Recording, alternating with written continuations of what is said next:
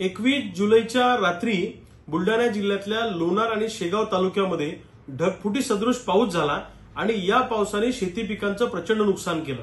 शेती पिकं तर वाहून गेलेच, अनेक शेतांमध्ये समुद्रासारखं परिस्थिती तयार झालेली आहे। जमिनी खरडून गेलेल्या आहे 5-5 फूट, विहिरी वाहून गेलेल्या आहेत, स्प्रिंकलरचे सेट, पाईपचे सेट सगळे वाहून गेलेले आहेत आणि मोठ्या प्रमाणामध्ये शेतकऱ्यांचं नुकसान झालेलं आहे। घरांमध्ये सुद्धा पाणी घुसलं, साहित्य त्या ठिकाणी पाण्यामध्ये भिजून गेलं, अन्नधान्य भिजलेलं आहे आणि अशा परिस्थितीमध्ये सरकार एका बाजूने आम्हाला मारतंय, दुसऱ्या बाजूने निसर्ग आम्हाला मारतोय। म्हणून सरकारला हात जोडून आमची विनंती आहे की मायबाप सरकारने लोणार आणि शेगाव तालुक्यामध्ये तातडीने शेतकऱ्यांचे पंचनामे करावेत आणि शेतकऱ्यांना 100% नुकसान भरपाई द्यावी।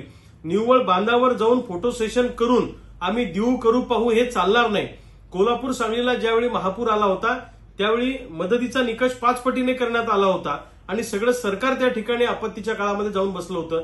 तशाच पद्धतीनं आज लोणारमध्ये मागच्या काही दिवसांपूर्वी मेहकर भागामध्ये प्रचंड ढगफुटी झाली आणि सातत्यानं होणाऱ्या ढगफुटी सदृश पावसामुळे मोठ्या प्रमाणामध्ये शेतकरी कोलमडून गेलेला आहे। त्यामुळे या शेतकऱ्याला आधार देण्याचं काम सरकारचं आहे।